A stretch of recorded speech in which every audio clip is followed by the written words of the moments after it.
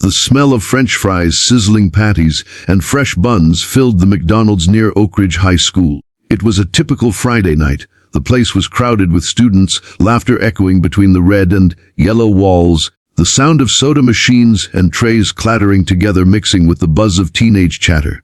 For most students, it was the perfect spot to hang out after a long week of school. But for one girl sitting alone in the corner booth, the night was anything but ordinary.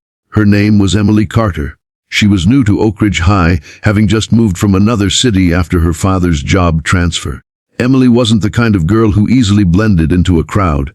Her quiet demeanor, modest clothes, and the way she often kept her eyes lowered made her stand out in a different way. She wasn't loud, she wasn't flashy, and she definitely wasn't the kind of girl who tried to grab attention. She just wanted peace, a chance to start over without trouble. But Oak Ridge High was known for its packs of arrogant boys who fed off making the quiet ones miserable, and unfortunately for Emily, they had noticed her. As she sat in the booth, slowly sipping from her soda, her eyes scanned the restaurant nervously. She wasn't paranoid, but she had already felt the stares earlier that week in school hallways. The whispers, the smirks, the laughter that followed her steps. She wasn't naive. She knew trouble was close, and trouble had just walked in through the glass doors of McDonald's. 5 boys stormed inside, laughing loudly as though they owned the place. They were well known around school: Lucas, Jason, Ryan, Tyler, and Chris, the self-proclaimed kings of Oak Ridge High. Together they were a nightmare. Tall, athletic, dressed in expensive sneakers and jackets, they had reputations that stretched beyond the campus. They bullied whoever they wanted, whenever they wanted, because no one dared to stand up to them. Teachers tried, but even discipline couldn't stop them. Their parents had influence, money, and power, so consequences rarely touched them.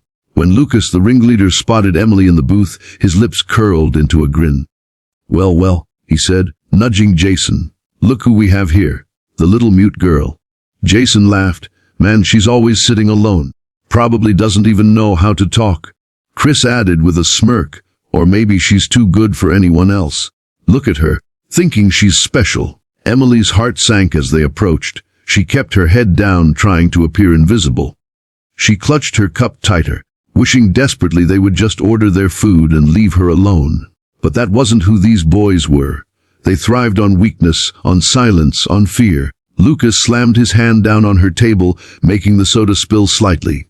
Emily flinched. The sound echoed in the crowded restaurant, drawing eyes from a few nearby tables.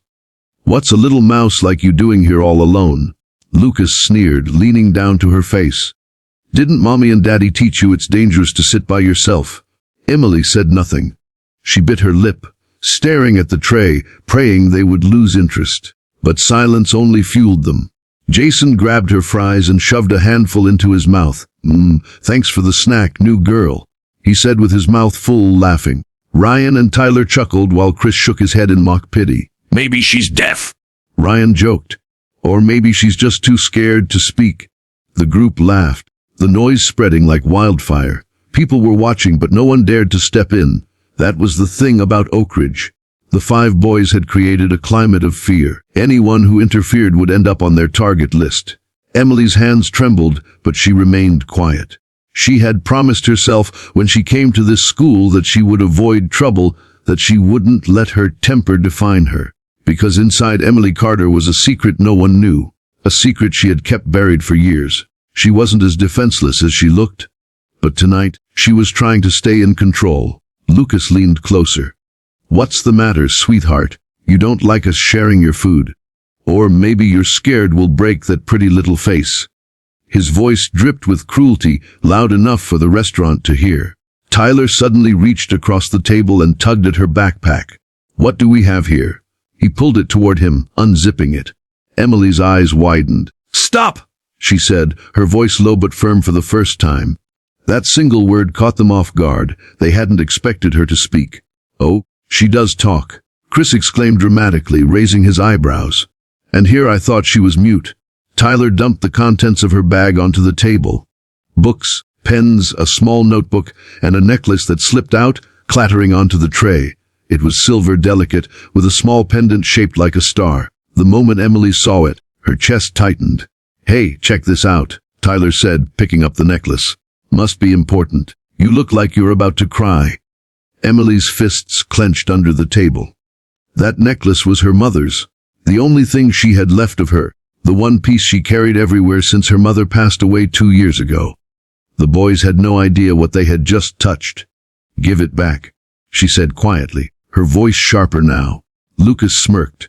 "Or what? You gonna cry in front of everyone?" The boys laughed, tossing the necklace between themselves like it was a toy. Emily's breathing grew heavy, her jaw tightening as her patience snapped strand by strand. She could feel the old training echoing in her bones, the discipline her father had drilled into her since she was a child. He had trained her in martial arts, teaching her control, respect, and strength. For years she had practiced, but she had never used it to hurt anyone. She had promised her mother she wouldn't, but when Lucas dangled the necklace high above her reach, taunting her, Emily's restraint finally broke.